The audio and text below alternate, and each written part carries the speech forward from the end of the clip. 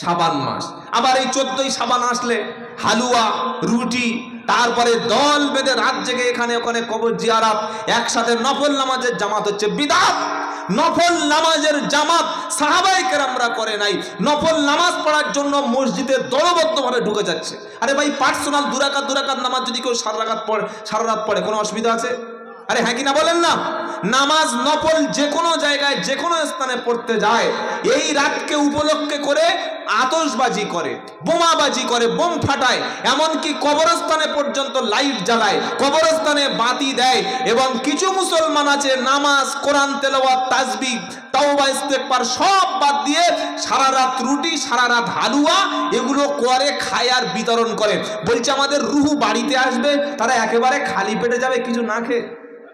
মুসলমানের আকীদা দেখেন, মুসলমানের আকীদা দেখেন, নামাজ পড়ে না। সেজন্য সাহাবায়ে কেরাম যেটা করে নাই, আল্লাহর নবীর প্রসিদ্ধ হাদিস গ্রন্থগুলিতে যেটা নাই, যেটা আমাদের ইমামদের দ্বারা, 4 ইমামের দ্বারা যেটা প্রমাণিত নয়, ওটা কখনো শরিয়াত নয়। শবে বরাতকে উপলক্ষে করে হাজার হাজার মানুষ তারা এমন কর্মের মধ্যে লিপ্ত হয়, ফজর, জোহর, আসর, মাগরিব সব নামাজ কাজা। এসার সময় গিয়ে দেখি সামনে লাইনে বসে আছে মসজিদে, খুব ভালো নামাজ পড়লো বা রাত্রে ইবাদত করলো। ওই যে মসজিদে গেল, ও আর কিন্তু সারা বছর যাবে না, আবার পরবর্তী সেই ঈদের সময় যাবে। আর ফজরের নামাজ নাই। কিসের নামাজ পড়তে এসছো? বললে শবে বরাতের নামাজ। ঈশার সময় কোথায়? মসজিদে। মাগরিবে কোথায় ছিলে? বাজারে। জোহরে কোথায় ছিলে? লটারির টিকিট কাটছিলাম। আসরে কোথায় ছিলে? রাস্তায় গল্প করছিলাম। ফজরের সময় কোথায় ছিলে? বললে বিছানার তলায়। আর এই যে রাত্রে এসছো, ফজরে কোথায় যাবে? বললে ভেবে জেগে থাকলে দেখা যাবে। আগে ফরজ, আগে কি ফরজ। জোহরে, ফজরে 2, জোহরে 4, আসরে 4, মাগরিবে 3, ঈশায় 4। এই 17 রাকাত ফরজ নামাজ আপনি আজ থেকে পড়ুন, ইনশাআল্লাহ আল্লাহ আপনাকে জাহান্নামের আগুন থেকে বাঁচিয়ে দেবেন। সুবহানাল্লাহ পড়ে। মুমিন ব্যক্তির আরেকটা কাজ হলো যে সে কখনো মূর্খ ব্যক্তির সঙ্গে তর্ক করবে না, মূর্খ ব্যক্তির সঙ্গে ঝামেলায় জড়াবে না। কারণ মূর্খ ব্যক্তির অস্ত্র হচ্ছে বাপ দাদা কি করেছে ওটাই আমার দলে। কি গো, মূর্খদের কাছে কোনো রেফারেন্স নাই, মূর্খ ব্যক্তির কাছে কোনো দলিল নাই, প্রমাণ নাই, এভিডেন্স নাই। সে যখন কিছু করে, আল্লাহ পাক বলেন ওয়াইদা কিলা লাহুমুত্তাবিউ মা আনজালাল্লাহ ক্বালু বাল্লাত্তাবিউ মা আলফাইনা আলাইহি আবাআনা আওয়ালাউ কানা আবাউহুম লা ইয়াকিলুনা শাইআন ওয়া লা ইয়াহতাদুন। 2 নম্বর পারা 4 নম্বর পৃষ্ঠায় 11 নম্বর লাইনের 171 নম্বর আয়াত, সূরার নাম বাকারা। আল্লাহ পাক বলছেন মক্কার কুরাইশগুলো, ওই মূর্খগুলো যাদের কাছে কোরআন হাদিসের ইলমের কোনো জ্ঞান ছিল না, নবী যখন বললেন আল্লাহ যেটা বলেছে সেটা তোমরা মেনে নাও, তখন তারা বলতে শুরু করলো আমাদের বাপ দাদা যেটা করেছে সেটাই আমরা করব। আজও বাংলার জমিনে প্রচুর মুসলমান আছে, প্রচুর মুসলমান আছে। আপনি কোরআন থেকে, হাদিস থেকে দলিল দিয়ে, নাম্বার দিয়ে, রেফারেন্স সামনে ফেলে দেবেন, ওলামা কেরামরা বোঝাচ্ছে ভাই বাপ যা করেছে, দাদা যা করেছে ওগুলো সবকিছু সঠিক না, সবকিছু অ্যাকসেপ্টেড না, সবকিছু ধর্ম হিসাবে মেনে নেওয়া যাবে না, ছেড়ে দাও, ওটা ভুল পদ্ধতি, ওটা ছেড়ে কোরআন সুন্নাহ মেনে নাও। তখন তারা কি যুক্তি দিচ্ছে? বাপ দাদা ভুল করেছে, আমার দাদু ভুল করেছে, তার বাপ ভুল করেছে, বলে কি বলে না? আবার এই একই কথা সূরা মায়েদায় বলছে ওয়াইদা কিলা লাহুম তাআলাউ ইলা মা আনজালাল্লাহু ওয়া ইলার রাসূল ক্বালু হাসবুনা মা ওয়াজাদনা আলাইহি আবাআনা আওয়ালাউ কানা আবাউহুম লা ইয়ালামুনা শাইআন ওয়া লা ইয়াহতাদুন। 7 নম্বর পারা 4 নম্বর পৃষ্ঠায় 1 নম্বর লাইনের 104 নম্বর আয়াত, সূরার নাম মাইদা। আল্লাহ পাক বলছেন এই মূর্খদেরকে, এই কুরাইশদেরকে যখন বলা হয় আল্লাহ যা নাজিল করেছে, আল্লাহ রসুল পাক সাল্লাল্লাহু আলাইহি সাল্লামের দিকে ফিরে এসো, সত্যের দিকে ফিরে এসো, আল্লাহ কি বলছে, আল্লাহ রসুল কি বলছে সেদিকে ফিরে এসো, তখন মূর্খরা কি রিপ্লাই দিত? তারা বলতো ক্বালু হাসবুনা, আমাদের জন্য সেটাই যথেষ্ট। কোনটা? মা ওয়াজাদনা আলাইহি আবানা, আমার বাপ দাদা 14 পুরুষ, আমার পূর্বপুরুষেরা যেটা বলেছে, যেটাই করেছে, সেটাই আমাদের জন্য যথেষ্ট। কি গো মুসলমানেরা, আমাদের কাছে ওলামায়ে কেরাম কোরআন সুন্নাহ দিয়ে যদি কোনো সত্যটা আমাদের সামনে প্রকাশ করে, কোনো সত্য বিষয়ে যদি আমাদের কাছে উপস্থাপন করে, আমরা কোরআন সুন্নাহ মেনে নেব না বাপ দাদা যেটাই করে এসছে সেটাই মেনে নেব? জোরে বলেন।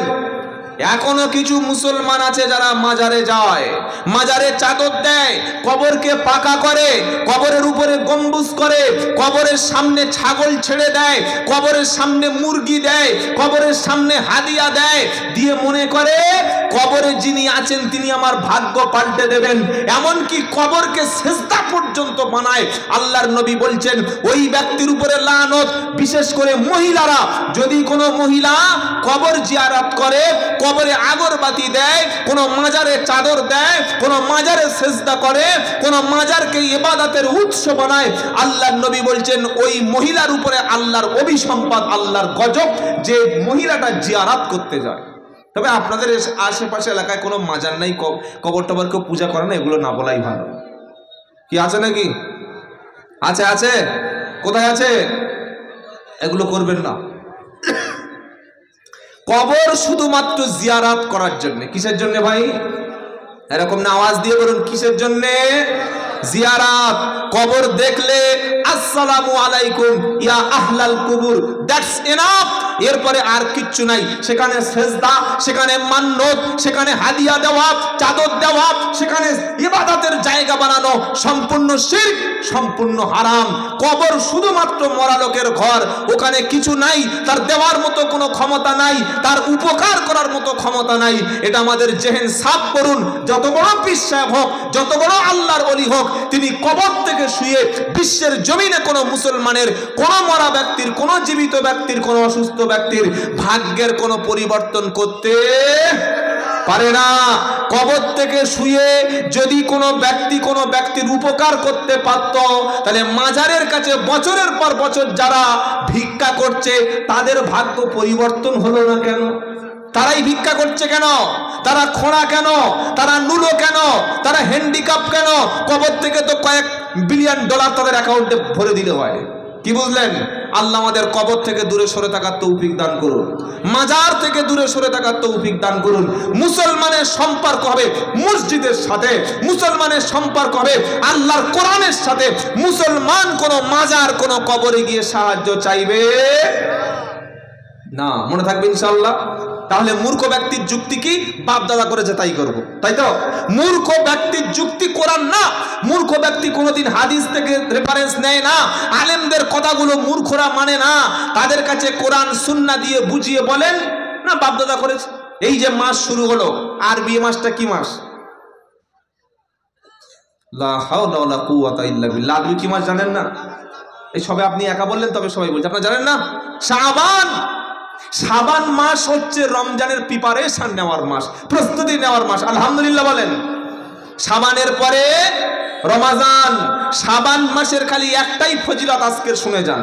আম্মা জান আয়েশা সিদ্দিকা রাদিয়াল্লাহু তাআলা আনহা তিনি বলছেন, বিশ্ব নবী মুহাম্মদ মুস্তাফা সাল্লাল্লাহু আলাইহি সাল্লাম রমজানের পরে সবচাইতে যে মাসে বেশি রোজা করতেন, সিয়াম পালন করতেন, ওই মাসের নাম হলো শাবান মাস। সুবহানাল্লাহ পড়ে। শাবান মাসের অধিকাংশ দিনগুলি আমাদের নবী, আমাদের প্রিয় রাসূল তিনি রোজা করতেন। কেন? শাবান মাসের ইবাদতটা, আমলটা আল্লাহর কাছে বছরের সমস্ত দলিল প্রমাণ হিসাবে শাবান মাসের ইবাদতটা আল্লাহর কাছে একটা জমা করে ফেরেশতারা। সুবহানাল্লাহ বলবেন না? সেজন্য বাকি যে দিনগুলি আমাদের সামনে আছে, এই দিনগুলিতে আমরা বেশিরভাগ করে নফল সিয়াম, নফল রোজাগুলি পালন করব ইনশাআল্লাহ। বলেন, বলি ইনশাআল্লাহ। আগামী রমজান মাস আসছে, সেই মাসের প্রস্তুতি হচ্ছে শাবান মাস।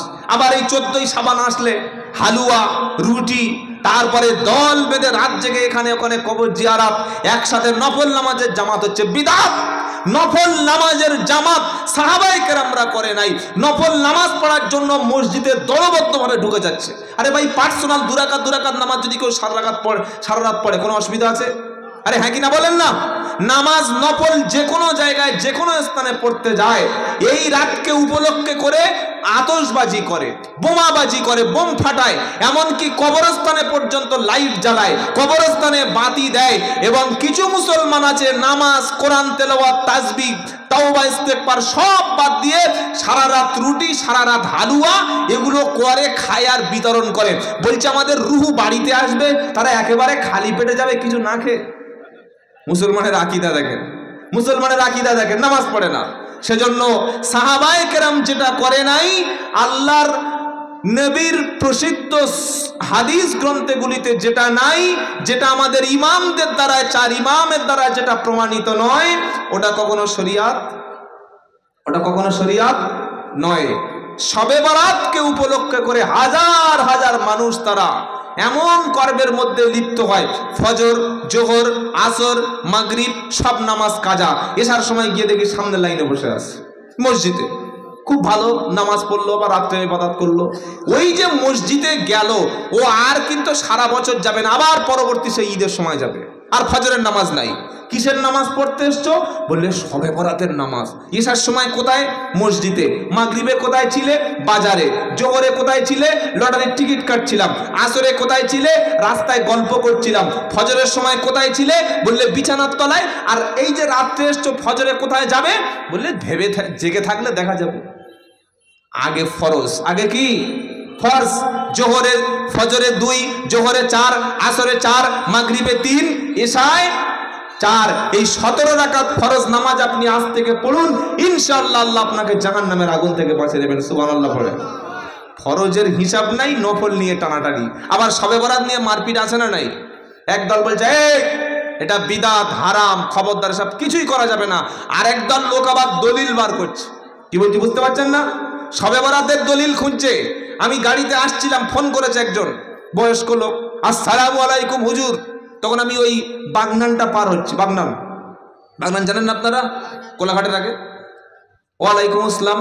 বলছে ফোন করে, হুজুর নবী নূরের না মাটির? সাবজেক্ট দেখেন, তার প্রশ্ন দেখেন, নবী নূরের তৈরি না মাটির তৈরি? আমি বললাম ভাই এটা জেনে আপনার লাভ কি? না আপনাকে বলতেই হবে, মানে আমাকে টাকা দিয়ে কিনে রেখেছে, বলতেই হবে। নবী নূরের না মাটির ওইটাই শুনতে হবে, ওইটাই ওর জ্বালা। কি বুঝলেন? নবীর জীবন কেমন মক্কায় ছিল, মদিনায় তার জীবন কেমন ছিল, তিনি মুসলমানের জন্য, অমুসলিমদের জন্য সমাজ ব্যবস্থায় কি উন্নতি করেছেন, তিনি রাজনীতি করতে গিয়ে মানুষের কি অধিকার আদায় করেছেন, কিভাবে তিনি নবুয়াতের দায়িত্ব পালন করেছেন, তার 40 বছরের নবুয়াতের জিন্দেগি কেমন ছিল, ও মালের জিজ্ঞাসা করো, মুখ তখন ভোঁতা হয়ে যাবে। ওর প্রথম প্রশ্ন নবীর নূর না মাটির, ওইটাই বলতে হবে। ও কোন বেদাতির ওষুধ খেয়ে বসে আছে, কোন বেদাতি মৌলবী ও ট্যাবলেট দিয়েছে না নবীর নূর না মাটি, ওইটা আব্দুল্লাহ জুবাইরকে জিজ্ঞাসা করো, তাই জিজ্ঞাসা করতে শুরু করে দিয়েছে। এইসব ছোট্ট ছোট্ট বিষয় নিয়ে আমরা আলোচনা করব না, আমরা আলোচনা করব আমাদের মূল সমস্যাগুলো, ইনশাআল্লাহ বলেন। তাহলে শাবান মাসের একটা ফজিলত আমরা শুনলাম, যে দিনগুলো আমাদের সামনে বাকি আছে যতটা পারবো আমরা রোজা রাখবো, 2, 3, 4, 5টা ইনশাআল্লাহ বলেন। আল্লাহ তৌফিক দান করুক, সকলে জোরে বলো আল্লাহুম্মা আমিন। ইমানদার ব্যক্তির একটা গুণ আমরা বলেছি, ইমানদার ব্যক্তি নরম, ভদ্র, নম্র, পোলাইট, সবচাইতে ভালো আচরণ করবেন নিজের স্ত্রীর সাথে, ইনশাআল্লাহ বলেন। মুহাম্মদ সাল্লাল্লাহু আলাইহি ওয়াসাল্লাম সবচাইতে বেশি ভালো আচরণ করতেন নিজের পরিবারের কাছে। নবীর বাড়িতে একজন ছেলে ছিল, তার নাম হচ্ছে হযরতে আনাস রাদিয়াল্লাহু তাআলা আনহু। নবীজির খেদমত করত, খাদেম ছিল এই আনাস রাদিয়াল্লাহু তাআলা আনহু। তিনি বলছেন আমি বিশ্ব নবীর বাড়িতে, বিশ্ব নবীর দরবারে 10 বছর খাদেম ছিলাম, অনেক সময় অনেক ভুল করেছি। আমার নবী বিশ্ব নবী একদিনের জন্য জিজ্ঞাসা করে নাই, আনাস তুমি এটা করলে কেন অথবা এটা করলে না কেন, এ বিষয়ে তিনি আমার কোনো জিজ্ঞাসাই করে নাই। আমি ভুল করেছি, নীরবে সহ্য করে দিয়েছেন, কারণ আল্লাহর নবী ছিলেন সবচাইতে ভদ্র মানুষ। সুবহানাল্লাহ বলেন। তিনি প্রতিশোধ নিতেন না, সবাইকে ক্ষমা করে দিতেন, সবচাইতে ভালো আচরণ করতেন বিশ্বনবী প্রতিবেশীর সঙ্গে। সুবহানাল্লাহ বলবেন না? আমরা বাইরে দেখলে একদম হাজী সাহেব, কিন্তু আমরা ছেলের সাথে, মেয়ের সাথে, ভাইয়ের সাথে, বোনের সাথে, এমনকি আমার বাড়ির কাজের লোকের সাথে, আমার ড্রাইভারের সাথে, আমার বাড়ির পাশে যার বাড়ি, তার সঙ্গে যে আচরণটা করি, এ আচরণ কোনোদিন মুসলমানের না। দাড়ি টুপি পাঞ্জাবি আপনি লাগিয়েছেন, আলহামদুলিল্লাহ, সুম্মা আলহামদুলিল্লাহ, কিন্তু আপনার আচরণ, আপনার ব্যবহারটা যদি নম্রতা, ভদ্রতা না প্রকাশ পায়, এই দাড়ি টুপি পাঞ্জাবি আপনাকে জান্নাতে নিয়ে যাবে না। একটা মুমিনের সবচাইতে মারাত্মক যে গুণ থাকবে, সেই ব্যক্তির গুণটা হলো তার ভালো স্বভাব, ভালো চরিত্র। আল্লাহ আমাদের প্রত্যেকের চরিত্র ক্ষমার মতো লোককে ক্ষমা করে দেওয়ার তৌফিক দান করেন, সবাইকে নিয়ে চলার তৌফিক দান করেন, সবাই জন্য আল্লাহুম্মা আমিন। আল্লাহ রাব্বুল আলামিন বলেন, ইমানদার ব্যক্তির দ্বিতীয় বৈশিষ্ট্য, ওয়াল্লাযীনা ইয়াবিতুনা লিরাব্বিহিম সুজদাও ওয়া কিয়ামা। ইমানদার ব্যক্তি যখন রাত অতিবাহিত করবে, ইমানদার ব্যক্তি রাত কাটাবে দাঁড়িয়ে এবং সেজদা দিয়ে, অর্থাৎ ইমানদার ব্যক্তির দ্বিতীয় গুণ হলো তারা নামাজে তাহাজ্জুদে রাত কেটে যাবে। জোরে বলুন সুবহানাল্লাহ।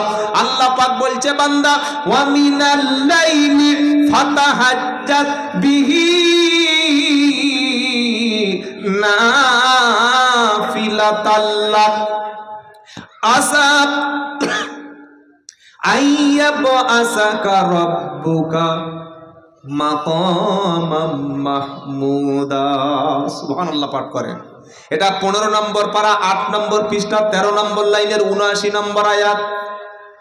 বিশ্ব নবীর উপরে তাহাজ্জুদ স্পেশালি ফরজ ছিল, কিন্তু উম্মতের জন্য নফল হয়ে গেল।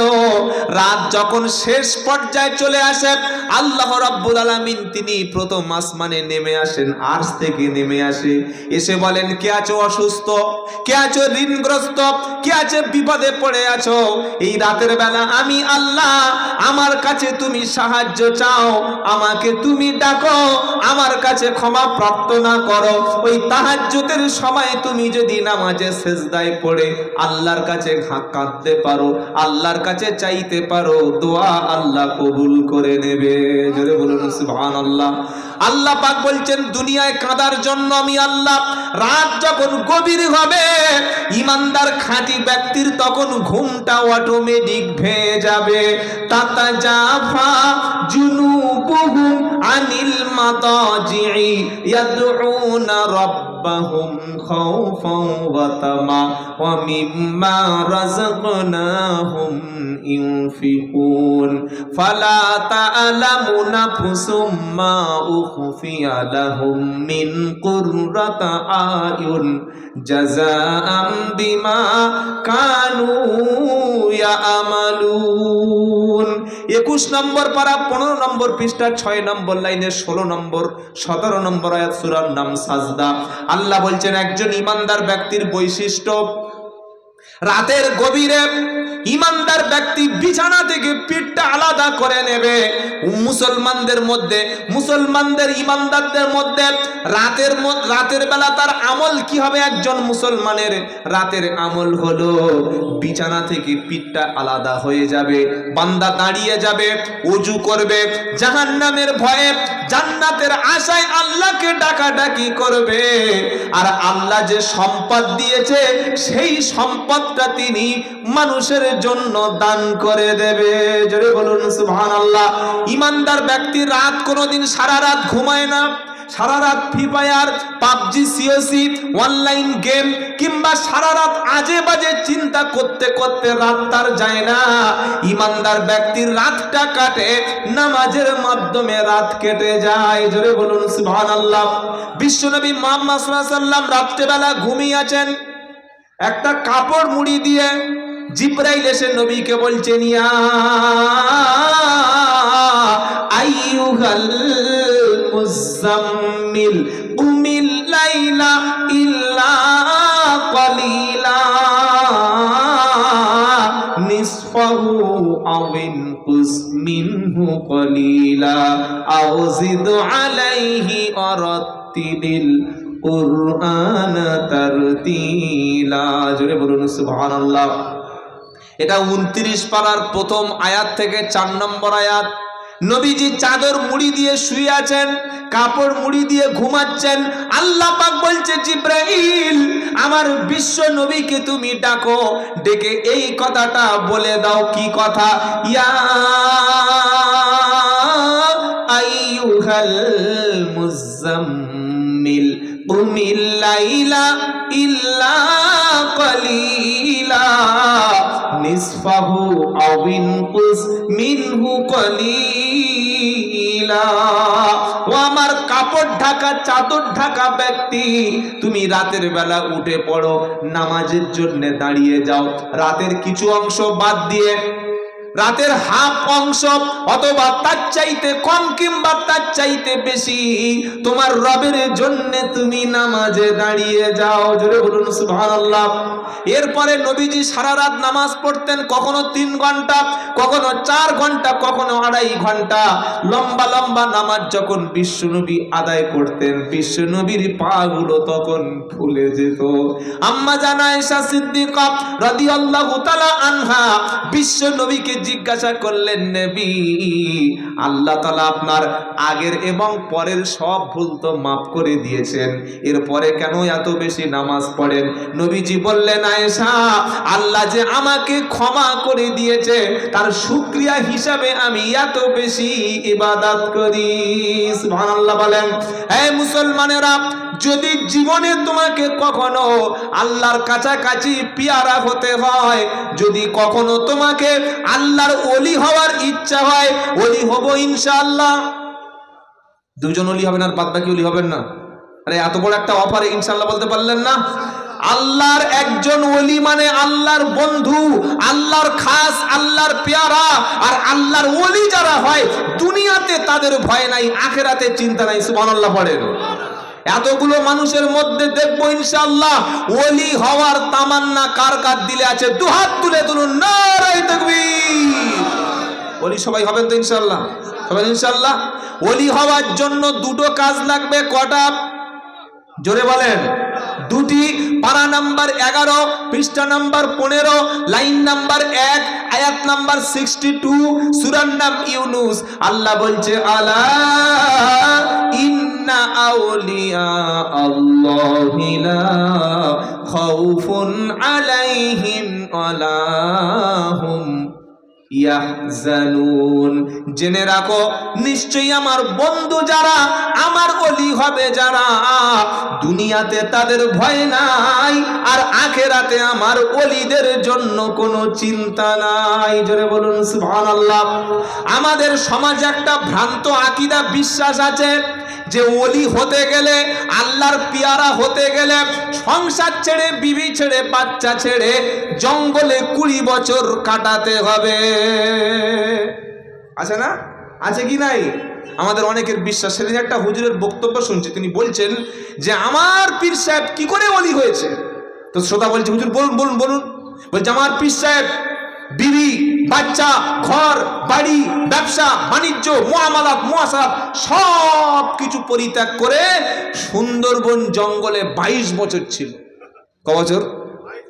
তাহলে 22 বছর যদি সুন্দরবন জঙ্গলে উনি ইবাদত করলো, সুন্দরবন জঙ্গলের মধ্যে তো আর জুমা নাই, মসজিদ, জুমার মসজিদ আছে, তাহলে উনি জুমার নামাজ পড়লেন কোথায়? কি গো? আর জামাতে নামাজ পড়া ওয়াজিব, উনি কি সুন্দরবন জঙ্গলে বাঘের ইমামতি করতেন? এইসব ভণ্ডামি বলছে, আর লোক মনে করছে ওরে বাবা ওলি হতে গেলে তাহলে জঙ্গলে কাটাতে হয়। ইসলামে কোনো সন্ন্যাসীর ব্যবস্থা নাই, ইসলামে বৈরাগ্যবাদ নাই। বিবি ছেড়ে দিলাম, বাচ্চা ছেড়ে দিলাম, সংসার ছেড়ে দিলাম, সব কিছু ছেড়ে দিয়ে সোজা চলে গেলাম অ্যামাজন জঙ্গলে, সোজা চলে গেলাম সুন্দরবন জঙ্গলে, অথবা আফ্রিকা জঙ্গলে চলে গিয়ে 22-23 বছর গোসল নাই, খাওয়া নাই, ঘুম নাই, রাত জেগে জেগে গোপ কাটে নাই, দাড়ি কাটে নাই, বগলের পশম কাটে নাই, একদম কুম্ভ মেলার সাধুদের মতো মাথা থেকে পা পর্যন্ত খালি চুল আর চুল। কি বুঝলেন? বাড়ি ফিরে এসছে, বললে পীর হয়ে গেছে। বললে কেন? বললে আরে গোপ থেকে পীর চিনতে পারছো না? আরে গোপ দেখো, উপরের সাইড যদি এই হয়, আসলে গোপনের সিক্রেট মালগুলো কি হয়েছে আল্লাহই জানে। কি বুঝলেন? এটা কোনোদিন ওলি হওয়ার নিদর্শন না। ওলি হওয়ার জন্য জঙ্গলে যাওয়ার প্রয়োজন নাই ভাই। ওলি হওয়ার জন্য 22 বছর জঙ্গলে গিয়ে তোমাকে শুকিয়ে দড়ি হওয়ার সিস্টেম নাই। ওলি হওয়ার জন্যে তোমার বিবি, বাচ্চা, আত্মীয় স্বজন সবার সঙ্গে তুমি থাকো, এর ফাঁকে নামাজ পড়ো, কোরআন পড়ো, দান সৎকা করো, দাওয়াত ও তাবলীগের পবিত্র মেহনত করো, মানুষের কাছে দ্বীন ইসলাম পৌঁছে দাও, সবার সঙ্গে ঘুরে থেকে খেয়ে সংসারের পাল্লায় পড়ে সংসার করে এর অতিরিক্ত সময় তুমি নফল পড়ো, মাঝে মাঝে তুমি অতিরিক্ত দান সৎকা করো, সবার সঙ্গে মিলে মিশে আল্লাহর স্মরণ করো, তার নাম তুমি ওলি। বলুন সুবহানাল্লাহ। কি বুঝতে পারলেন? এবার ওলি হওয়ার জন্য দুটো গুণ লাগবে। কটা? আল্লাহ রাব্বুল আলামিন বলেন, আল্লাযীনা আমানু ওয়া কানু ইয়াত্তাকুন। যারা আমার বন্ধু, তাদের মধ্যে দুটো গুণ লাগবে। একটা হলো ঈমান, একটা কি? জোরে বলেন। ওলি হওয়ার জন্য প্রথম লাগবে কি? ঈমান। 2 নম্বর লাগবে পরেশগারিতা, তাকওয়া, খোদাভীরু। আল্লাযীনা আমানু ওয়া কানু ইয়াত্তাকুন। যারা আল্লাহর উপরে পরিপূর্ণ ঈমান আনে এবং আল্লাহকে দেখে সবচাইতে বেশি ভয় করে, যারা আল্লাহর ওলি বান্দা হলো তারা। জোরে বলুন সুবহানাল্লাহ। তাহলে ওলি হওয়ার জন্য কাজ কটা? 20 বছর জঙ্গলে, 22 বছর গোসল ছাড়া, এগুলো না। আল্লাহ বলছেন আল্লাযীনা আমানু ওয়া কানু ইয়াত্তাকুন। প্রথম হলো আল্লাহর উপরে পরিপূর্ণ ঈমান, আর 2 নম্বর হলো আল্লাহর দেখে ভয়। সুবহানাল্লাহ পড়েন। ভয় কার দেখে? আল্লাহর উপরে ঈমান আর আল্লাহর দেখে ভয় করলে সে কি হবে? ওলি হবে। বললে হুজুর ওলি তো হয়ে গেলাম, আমার জন্য খুশির সংবাদ কি? কোরআন শোনাচ্ছে, লাহুমুল বুশরা ফিল হায়াতিদ দুনিয়া ওয়া ফিল আখিরাহ লা তাবদীলা লিকালিমাতিল্লাহ যালিকা হুয়াল ফাউজুল আযীম। বলুন সুবহানাল্লাহ। আল্লাহ বলল দুনিয়ায় তার জন্য সুসংবাদ, আখিরাতেও ঈমানদার ওলির জন্য সুসংবাদ। সুবহানাল্লাহ পড়েন। আল্লাহর উপরে পরিপূর্ণ ঈমান আর আল্লাহর দেখে ভয় করে দুনিয়াতে ওলি হয়ে কবরে যাওয়ার তৌফিক আল্লাহ দান করে। সকলে জোরে বলুন আল্লাহুম্মা আমিন। তাহলে ঈমানদারদের বৈশিষ্ট্য কি বলেছি? রাতের শেষ অংশে তাহাজ্জুদের প্র্যাকটিস করা করব ইনশাআল্লাহ। বলে হুজুর ফরজ নামাজ পড়ার সময় নাই আর তাহাজ্জুদ কি গো বাবাজিরা? যারা আমরা জলসা শুনতে আসি, আমার সোনার টুকরা যুবক ভাইরা, অধিকাংশ মানুষ নামাজ কাজা করে। আবার জলসা দেয় যারা, কমিটির মধ্যে অনেকেই নামাজ পড়ে না। আর আমরা বক্তা যারা, আমাদের জন্য বেশিরভাগ নামাজ মাপ থাকে। তাই তো নাকি? এটা যেন না হয়। নামাজ একজন ব্যক্তি যখন সাবালক হলো, পুরুষ আর নারী যেদিন অ্যাডাল্ট হলো, সাবালক হলো, সেখান থেকে মৃত্যু পর্যন্ত নামাজ মাপ নাই। মহিলাদের জন্য আল্লাহ কিছু কিছু সময় ছাড় দিয়েছে, মাসের যে মাসআলাগুলো আছে তার জন্য কনসিডার আছে, কনসেশন আছে।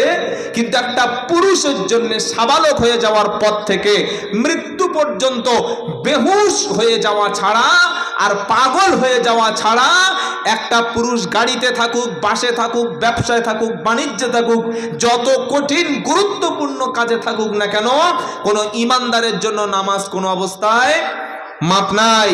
দিনে 5 বার আমরা ফরজ নামাজ পড়ব, আর আল্লাহর কাছাকাছি হওয়ার জন্য রাতের বেলা শেষ রাত্রে আমরা ঘুমটা ভেঙে গেলে তাহাজ্জুদের নামাজে আমরা চক্ষু ভিজাবো আল্লাহর জন্য ইনশাআল্লাহ। বলেন ভাগ্য যদি কেউ পরিবর্তন করতে চায়, যদি কেউ মনে করে আমি ভাগ্য পরিবর্তন করতে চাই অথবা আমি নেতৃত্ব দিতে চাই, সাহাবারা কিন্তু তাদের অস্ত্র ছিল না, সাহাবারা সংখ্যায় বেশি ছিল না, সাহাবাদের মধ্যে একটাই ছিল, সেটারও নাম হলো ইমানি পাওয়ার। কিসের পাওয়ার? আজ মুসলমানদের সংখ্যা প্রায় 200 কোটি। সারা পৃথিবীতে 57টা মুসলিম রাষ্ট্রের মধ্যে 200 কোটি মুসলমান, আর ইসরায়েলের ইহুদিদের সংখ্যা হলো মাত্র 80 থেকে 90 লাখ। অথচ এই 80-90 লাখ ইহুদি ফিলিস্তিন লেবানন ধ্বংস করে দিয়ে শেষ করে দিয়েছে, আর 200 কোটি মুসলমান আকাশের দিকে তাকিয়ে আছি কবে আল্লাহ আবাবিল পাখি পাঠাবে। কি বলছি বুঝতে পারছেন না? তারা আজকের সফলতা করছে, সফলতা অর্জন করছে কেন? শিক্ষা দিয়ে, তাদের সভ্যতা দিয়ে। তারা ধর্মের দিক থেকে ইহুদিরা আর যাই হোক, তারা তো লানতপ্রাপ্ত, ধ্বংসপ্রাপ্ত, গজবপ্রাপ্ত জাতি, কিন্তু তাদের ধর্মের গুরুরা, তাদের ধর্মীয় মাস্টার যারা, তারা যে নির্দেশ দেয় ইহুদিরা, প্রত্যেক ইহুদিটা অক্ষরে অক্ষরে তারা সেটাই পালন করে। আর মুসলমান আলেম ওলামা মুফতি সাহেবরা জলসা মজলিসে, কোরআনের মজলিসে আমরা মানুষদেরকে যখন সুদের কথা নিষেধ করি, মদ খেতে নিষেধ করি, হারাম কাজ করতে নিষেধ করি, জেনা ব্যভিচার করতে নিষেধ করি, তখন বলে ওসব মৌলবীদের জন্য, আমাদের জন্য না। কি বুঝলেন? তখন আলেম ওলামা আমাদের কথাটা বুড়ো আঙ্গুল দেখিয়ে চলে যায়। কিন্তু ইহুদির মধ্যে গোটা পৃথিবীতে মদের যত রকমের স্পন্সর আছে, মদকে বাজারজাত করার জন্য যত সিস্টেম আছে, প্রত্যেকটা সিস্টেম তৈরি করে ইহুদিরা। অথচ ইহুদিদের মধ্যে একটাও মাতাল পাবেন না।